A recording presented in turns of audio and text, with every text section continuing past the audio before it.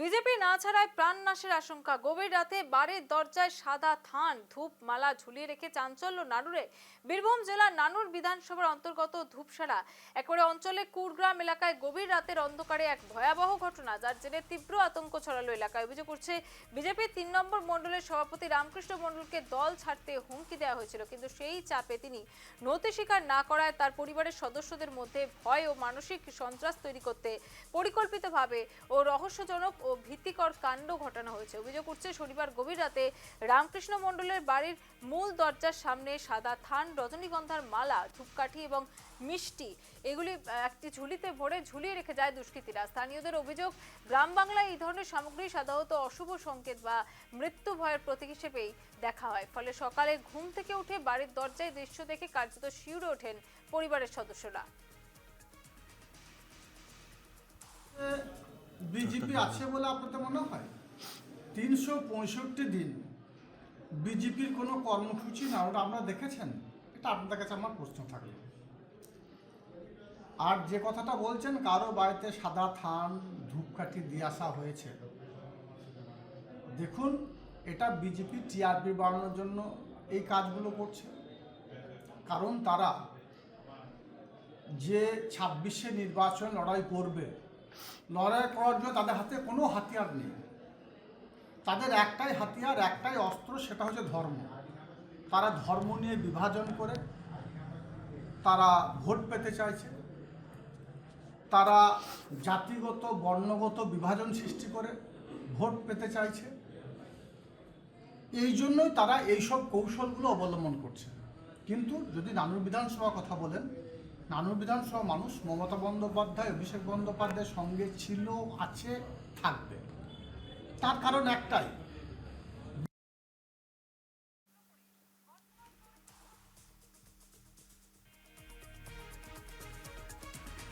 BJP না ছাড়ায় প্রাণনাশের আশঙ্কা। গভীর রাতের বাড়ির দরজায় সাদা থান ধূপমালা ঝুলিয়ে রেখে চাঞ্চল্য নানুরে।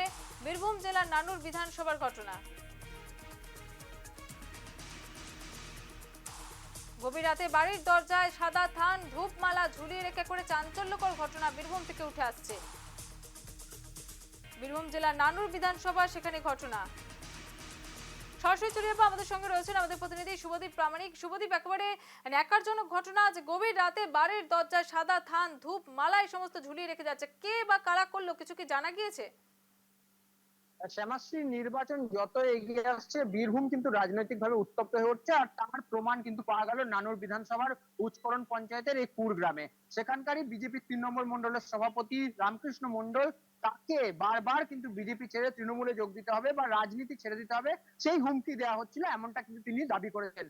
আর সেই কারণেই কিন্তু তার বাড়ির সামনে গত রাত্রে ফেলে দেওয়া হয়ে গিয়েছে এই যে সাদা থান, রজনীগন্ধার মালা, ধূপ শলাকা এবং মিষ্টি। অর্থাৎ শ্রাদ্ধ বাড়িতে যে অনুষ্ঠান চলাকালীন যে উপহার বা বলা যেতে পারে মানুষ দেখা করতে গেলে যে সামগ্রী নিয়ে যায়, সেই সামগ্রী তার বাড়ির সামনে ফেলে দেওয়া হয়েছে।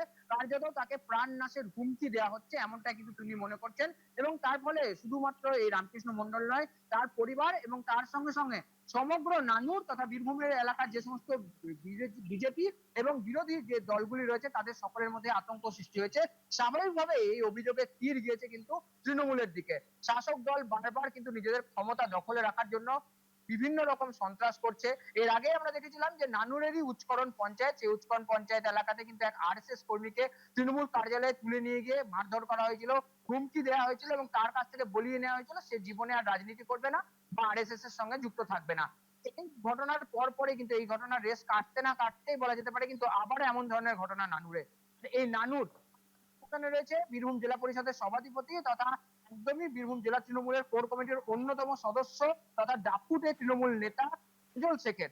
আজল শেখের নেতৃত্বে থাকা এই নানুর বিধানসভাতে গত লোকসভা নির্বাচনে কিন্তু ৮৪,০০০-এর বেশি ভোটে কিন্তু জিতেছে তৃণমূল। তারপরেও বিরোধীদের উপর এমন ধরনের সন্ত্রাস করা হচ্ছে, হুমকি দেওয়া হচ্ছে, মারধর করা হচ্ছে, সেই নিয়ে কিন্তু কার্যত সরব হয়েছেন বিরোধীরা সকলেই। এবং তারা যেটা জানাচ্ছেন যে আগামী বিধানসভা নির্বাচনে যাতে কোনোভাবেই কোনো রকম অপ্রীতিকর ঘটনা না ঘটে সেই দিকটার দিকে সজাগ রাখতে হবে প্রশাসনকে এবং তার সঙ্গে সঙ্গে পুলিশকে।